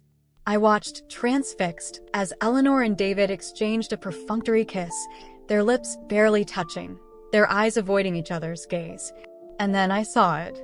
A flash of movement, a glint of metal, a fleeting glimpse of something sinister lurking in the shadows. A figure emerged from the crowd, their face partially obscured by the dim lighting, their hand raised as if to strike. To attack someone? A look of pure terror flashed across Eleanor's face, shattering her carefully constructed composure, revealing the fear that lay hidden beneath the surface. Her eyes widened, her lips parted in a silent scream, her body tensing in anticipation of an unseen blow. The scene unfolded in slow motion, like a nightmarish ballet, the elegance and beauty of the wedding dissolving into a chilling display of impending violence. The scream was lost in the music. I had to get inside. I had to intervene, to protect Eleanor from whatever danger lurked within the walls of Blackwood Manor. I knew something was wrong. Part 5. The truth revealed, expanded, and concluded. I had to act. The vision of terror on Eleanor's face burned into my memory, a clear signal that she was in grave danger. I knew I couldn't stand by and watch. I had to find a way inside, to reach her, to protect her from whatever threat awaited. Ignoring the overwhelming noise and the oppressive atmosphere of the wedding, I scrambled along the back of the house. Finding an unlocked service entrance, a hidden doorway tucked away near the kitchen, I slipped inside, my heart pounding in my chest. The sudden shift from the crisp autumn air to the stifling heat of the manor's interior was jarring. The air was heavy with the scent of perfume, expensive food, and simmering dread. I moved through the bustling service corridors, dodging caterers, waiters. My friends, please subscribe to my channel, like the video, and write a comment, and we begin. Part 1. The crushed announcement. The notification popped up on my phone screen, a jarring interruption to the otherwise peaceful afternoon. It was a group text from Jessica, our resident organizer, and the unofficial head of our little friend circle. My thumb hovered over the message, a sense of vague unease settling in my stomach. Jessica usually only texted the group for important announcements, and something about the timing, a Friday afternoon, just a few weeks before the 4th of July, felt ominous. Guys, bad news. The text read, the words blunt and to the point, leaving no room for misinterpretation. We have to cancel the annual 4th of July barbecue. Budget cuts, you know? Inflation is hitting everyone hard. A wave of disappointment washed over me, a tangible physical sensation that left me feeling deflated and listless. The annual 4th of July barbecue at the Miller's farm was more than just a party. It was a tradition, a cornerstone of our summer, a celebration of friendship and good times. It was the highlight of the season, something I looked forward to with childlike anticipation every year. I had already started planning my outfit, envisioning myself lounging in the sunshine, sipping on ice-cold lemonade, and laughing with my friends. I had even perfected my signature potato salad recipe, eager to showcase my culinary skills and contribute to the feast. Now, all those plans were crumbling before my eyes, reduced to nothing more than a wistful daydream. The memories of past BBQs flooded my mind. The dazzling fireworks displays that lit up the night sky, the raucous cornhole tournaments that brought out our competitive sides, the delicious burgers and hot dogs sizzling on the grill, the infectious laughter that echoed through the fields. It was a time for carefree fun, for forging deeper connections with the people I cared about most, for creating memories that would last a lifetime. I'd been looking forward to this year's barbecue for weeks, counting down the days with an eagerness that bordered on obsession. The last few months had been particularly challenging, filled with stress, setbacks, and a general sense of malaise. The barbecue represented a much-needed escape, a chance to unwind, recharge, and reconnect with the joy and simplicity of life. Seriously? No barbecue? That sucks, replied Liam, the group's resident jokester, his message conveying a sense of genuine disappointment. He quickly followed up with a string of sad face emojis, a visual representation of the collective gloom that had descended upon our virtual gathering. The consensus was clear. Everyone was bummed. The annual 4th of July barbecue was a cherished tradition, a beloved ritual that we all looked forward to. But hey, times were tough. I understood. Money was tight for me too. Inflation was soaring, gas prices were skyrocketing, and the cost of everything from groceries to rent was steadily increasing. We were all feeling the pinch, struggling to make ends meet. I scrolled back through the texts, rereading Jessica's explanation, searching for some glimmer of hope, some loophole that would allow us to salvage our beloved tradition. But her words were unambiguous, her reasons seemingly irrefutable. Budget cuts and inflation seemed like valid reasons, logical justifications for canceling the barbecue. It was hard to argue with that, especially given the current economic climate. A small pang of guilt pricked at my conscience.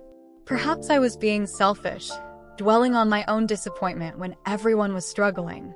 Maybe canceling the barbecue was the responsible thing to do, a necessary sacrifice in these difficult times. I closed my phone, trying to shake off the disappointment, attempting to resign myself to the inevitable. I'd find something else to do. A quiet night at home, maybe a movie, perhaps catching up on some reading. It wouldn't be the same as the barbecue, but... Part 2. The Whispers of the Web. The initial disappointment over the canceled barbecue lingered, a persistent undercurrent of sadness that shadowed my every activity. I tried to distract myself, throwing myself into my work, immersing myself in a new book, even attempting a half-hearted workout. But nothing seemed to work. The thought of the barbecue, the image of my friends gathering without me, kept intruding into my thoughts, fueling a growing sense of unease. The next day, scrolling through social media, a mindless habit that often consumed my idle moments, I saw Sarah's story on Instagram. Sarah, with her perfectly curated feed and her perpetually enviable lifestyle, was always quick to document her adventures, her travels, and her glamorous social gatherings. Her story typically consisted of artfully filtered selfies, breathtaking landscape shots, and tantalizing glimpses into her seemingly perfect life. Today, however, her story contained something that struck a nerve, something that ignited a spark of suspicion in my mind. She was out on the boat, her long blonde hair blowing in the wind, her face radiant with happiness, her sunglasses reflecting the shimmering water. That in itself wasn't that weird. She'd had the boat for years, a sleek, expensive vessel that she often used for weekend getaways and impromptu parties. But as I studied the photo more closely, my heart skipped a beat. In the background, visible behind Sarah's sun-kissed figure, was a familiar face. John Miller, the owner of the farm where the annual barbecue was traditionally held, was standing at the helm of the boat, a broad smile stretching across his face. And beside him, partially obscured by a railing, were other familiar faces. John's family, his wife, his kids, all laughing and chatting, seemingly oblivious to the financial hardships that had supposedly necessitated the cancellation of the barbecue. Could it be? A wave of confusion washed over me, followed by a surge of anger. Could they be on the boat with the rest of our friends? Was everyone on the boat without me? The curiosity ate at me all day, gnawing at my insides, refusing to be ignored. I couldn't shake the image of Sarah's Instagram story, the smiling faces, the luxurious boat, the blatant contradiction to the claim of budget cuts. That evening, scrolling through Instagram once again, my fingers compulsively refreshing my feed, I saw a new post from Emily, another friend in the group, another purveyor of carefully crafted online personas. Loving this 4th of July weekend. #friends, #goodtimes, #blessed. The photo was a panoramic shot of the Miller's farm, taken from a vantage point that offered a comprehensive view of the entire property. It was a sprawling spread of picnic tables, decorated with patriotic banners and red, white, and blue balloons, grills smoking, filling the air with the aroma of barbecued meat, kids running around, their laughter echoing across the fields, and a familiar group of faces, everyone who was supposed to be feeling the pinch of budget cuts alongside me. It was the barbecue. Confusion turned to anger. My initial disappointment had morphed into a simmering resentment, a feeling of betrayal that threatened to boil over. If the barbecue was canceled because of money, as Jessica had so emphatically stated, then why was everyone there? What was going on? I hesitated, unsure. Part 3. The live stream. The digital breadcrumbs scattered across social media had ignited a firestorm of suspicion within me. Sarah's boat photo, Emily's panoramic shot. They were pieces of a puzzle that were starting to form a disturbing picture, a picture that excluded me, that painted me as an outsider, a pariah. The whispers of the web had become a deafening roar, a chorus of voices confirming my worst fears. I had been deliberately excluded. But I needed concrete proof, irrefutable evidence that would solidify my suspicions and expose the truth. I needed to see it with my own eyes, to hear it with my own ears. I needed to witness the barbecue firsthand, to confirm that my friends were indeed celebrating without me, that I had been deliberately shunned. The next morning, the pieces began to fall into place, or at least I thought they did, in a way that was both devastating and strangely satisfying. While grabbing my morning coffee, a ritual that usually soothed my nerves and prepared me for the day ahead, my best friend Chloe called me, her voice trembling, her words laced with a palpable sense of urgency. Chloe was my confidant, my rock, the one person I could always count on to be honest, loyal, and supportive. Her call at this early hour was a clear indication that something was seriously wrong. "Have you seen it, Rachel?" she asked, her voice barely above a whisper, her words cutting through the fog of my morning routine like a shard of ice. "Have you seen the live stream?" "What live stream?" I asked, my anxiety spiking, my stomach churning with a premonition of impending doom. "What are you talking about, Chloe? What's going on?" "From the Miller's farm," she replied, her voice trembling even more now, struggling to maintain her composure. "They're streaming the barbecue live. It's brutal." Before she could elaborate, before she could explain the full extent of the situation, the call abruptly ended, leaving me hanging, suspended in a state of agonizing uncertainty. I hung up and immediately went to the Miller's Facebook page, my fingers flying across the keyboard, my heart pounding in my chest. I navigated to their profile, scrolling through their posts, searching for any sign of a live stream. And then I saw it. A small, rectangular thumbnail, pulsating with a red live icon, a visual announcement that confirmed my worst fears. It was a live stream of the annual 4th of July barbecue in full swing, broadcasting the celebration to the world, excluding me in a way that felt both cruel and deliberate. I clicked on the thumbnail, my breath catching in my throat as the video loaded.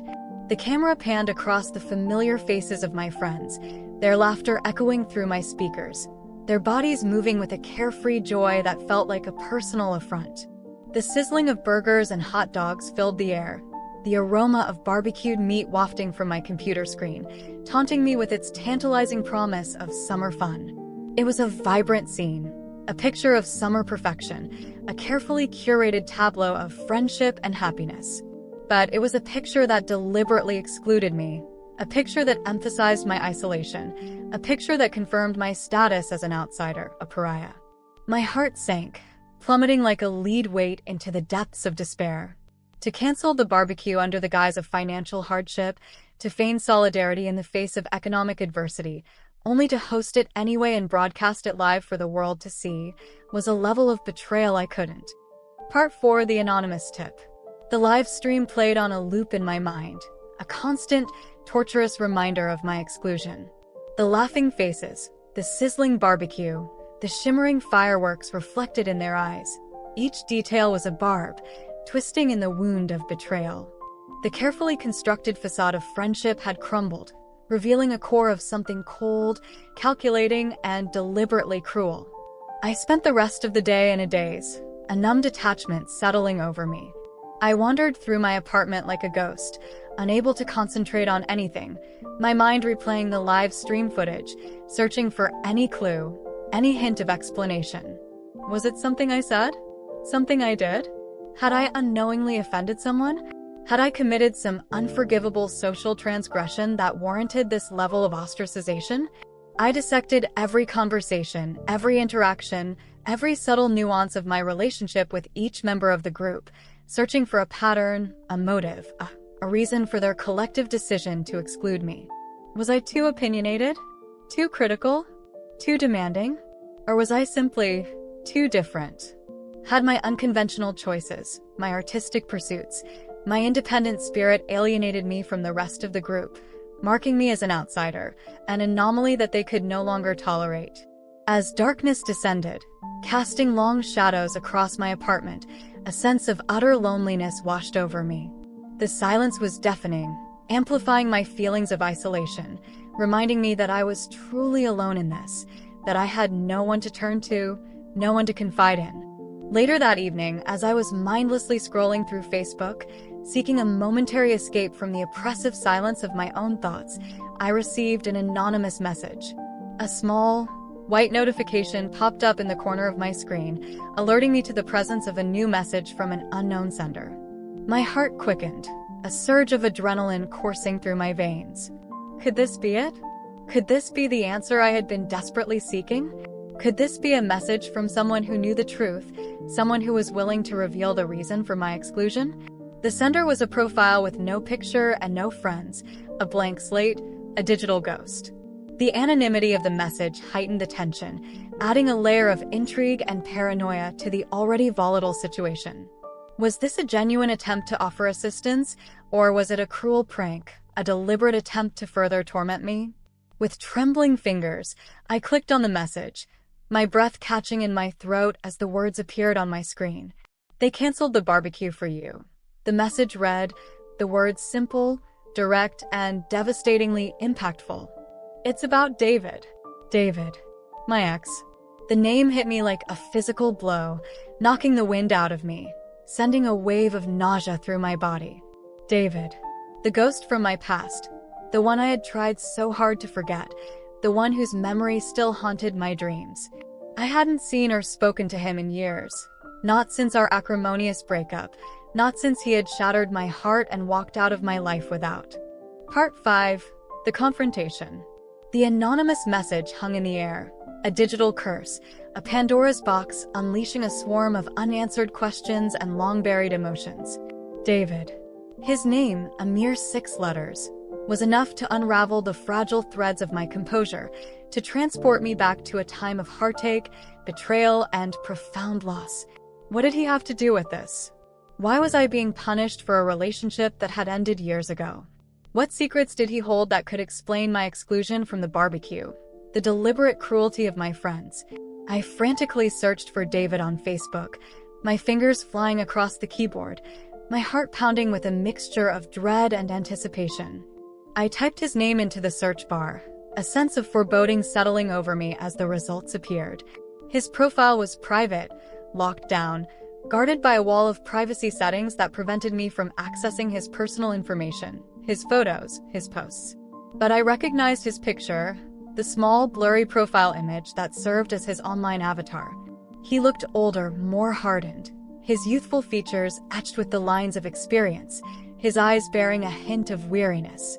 But the eyes were the same piercing blue eyes that had once held so much promise, the same eyes that had ultimately broken my heart.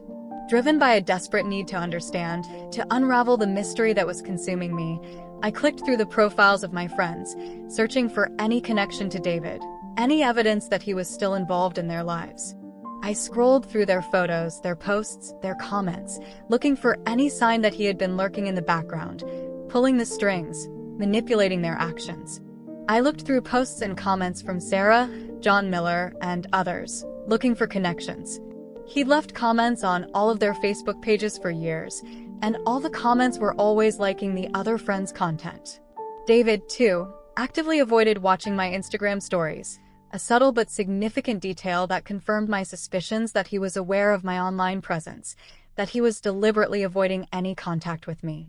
The evidence was circumstantial, fragmented, and incomplete, but it was enough to solidify my conviction that David was somehow involved, that he was the key to unlocking the truth behind my exclusion from the barbecue. I had to know the truth. I had to confront him, to demand an explanation, to force him to reveal the secrets that he had been so carefully guarding for so long. It was time to face my past, to confront the man who had once held my heart in his hands, to demand answers for the pain and suffering that I had endured. It was time to confront David. After some digging, scouring the internet for any trace of his existence, I found his number, a relic from a bygone era, a string of digits that I had memorized. Part 6. The Blackmail. The chipped formica tabletop of the old diner on Main Street felt cold beneath my trembling hands. The aroma of stale coffee and greasy bacon hung heavy in the air, a familiar scent that evoked memories of countless late-night study sessions and early morning breakfast dates. It was a fitting setting for this confrontation, a place steeped in nostalgia, a place where the past and present collided. I arrived at the diner, my stomach churning with anxiety, my mind racing with a jumble of emotions. David was already there, sitting in a booth by the window, his back to the entrance, his posture radiating a mixture of weariness and apprehension. He looked older, more weathered, the boyish charm of his youth replaced by a world weariness that mirrored my own. As I approached the booth, he turned to face me, his blue eyes locking with mine, a flicker of recognition and something that resembled remorse crossing his features.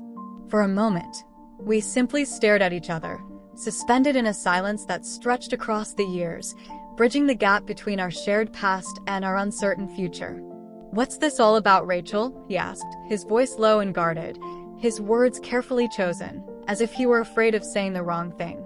"The barbecue, David," I replied, my voice trembling, barely above a whisper. Why was I excluded? What did I do to deserve this? He sighed, running a hand through his hair, a gesture that was both familiar and heartbreakingly foreign. "It's not you, Rachel," he said, his voice laced with a hint of desperation. "It's them. They were scared." "Scared of what?" I pressed, my voice rising in frustration, my patience wearing thin. "Scared of me finding out the truth? Scared of me exposing their secrets? Scared of what, David? Tell me." He looked around the diner, as if afraid of being overheard, his eyes darting nervously from table to table, his body tensing with apprehension. Then he leaned closer, his voice dropping to a near whisper, as if he were about to reveal a dangerous secret. "They were scared you'd find out the truth about them. About what they did to me. About what they did to you. It's all lies. Everything they told you about me, about us, it was all a lie." "What are you talking about, David?" I demanded, my heart pounding in my chest, my mind struggling to comprehend the implications of his words. "What truth? What lies? What did they do to you? What did they do to me?" David hesitated, his face contorted with inner turmoil, his eyes pleading for understanding. Then he took a deep breath, as if steeling himself for a difficult confession. "They never told you, did they? About the scholarship? About why you didn't get it? About why I left?" I stared at him, confused, my mind struggling to connect the disparate pieces of this fragmented puzzle. "The scholarship? The art scholarship? What does that have to do with anything? That was years ago. I got over it. They paid the university to take away your art scholarship," he said, his voice barely audible, his eyes filled with shame. "They bribed the committee, pulled strings, used their influence to ensure that you didn't get it. They wanted to crush your dreams, to keep you from pursuing your passion, to control your future. My parents said they would have me killed. What choice did I have? My parents would never." I started to protest, but the words died in my throat. A cold wave of realization washed over me, a flood of memories confirming the truth of his words. The subtle discouragement, the veiled criticisms, the constant pressure to conform to their expectations, it all made sense now. He looked down, ashamed, avoiding my gaze, his voice barely audible. "They told you that I ran off with some other girl, that I betrayed you, that I was a heartless bastard who didn't deserve your love. It wasn't true, Rachel. It was all a lie. They threatened to ruin my family, to expose their financial secrets, to destroy their reputation if I didn't leave you. They said that I wasn't good enough for you, that I was dragging you down, that I was ruining their perfect family. They said that you deserved better than me." "What kind of financial secrets did they have?" I managed to ask. "And what does any of this have to do with what is happening now? With the barbecue, with my friends, with everything. They said that if I didn't help, they would expose what your friends did. You are the one who ended up making the money, and you are the only one who had to sacrifice the money. They know about the art forgeries that some of your friends made. They hired someone to find this out. They said that if you are going to be a loser, your friends will be losers, too." A cold wave of realization washed over me. The pieces all fit. The pressure to maintain appearances, The dark secrets, the ruthless ambition, the willingness to sacrifice everything for power and control.